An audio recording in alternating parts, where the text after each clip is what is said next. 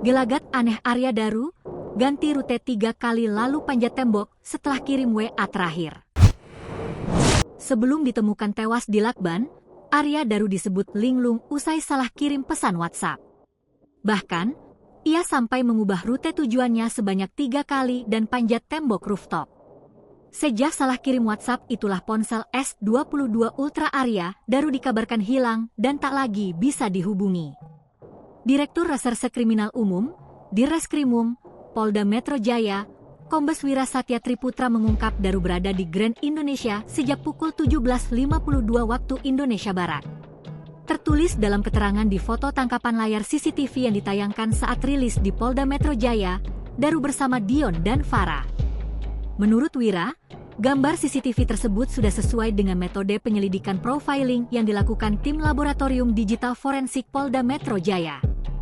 Selanjutnya, pada pukul 21.18 WIB, atau 1 menit setelah berkomunikasi dengan Pita, Daru terekam sedang mengantre taksi.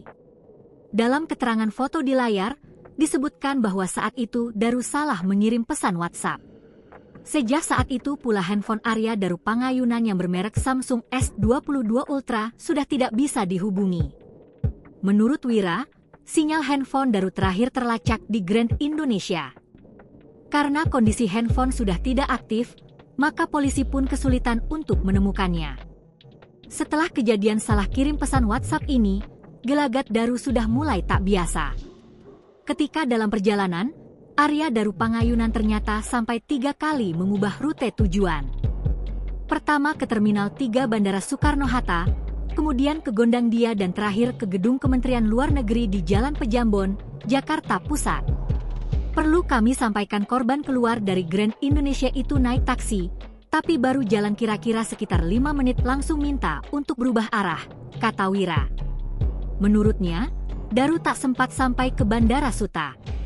Jadi gak sampai, paling baru jalan sekitar 200-300 meter langsung balik arah menuju ke arah Kemenlu, jelas Kombes Wira Satya Triputra. Terminal 3 Bandara Soekarno-Hatta melayani penerbangan domestik dan internasional. Untuk domestik, terminal ini terutama digunakan oleh Garuda Indonesia dan Citylink. Sementara untuk internasional, banyak maskapai besar seperti Emirates, Qatar Airways, dan lainnya juga menggunakan terminal ini.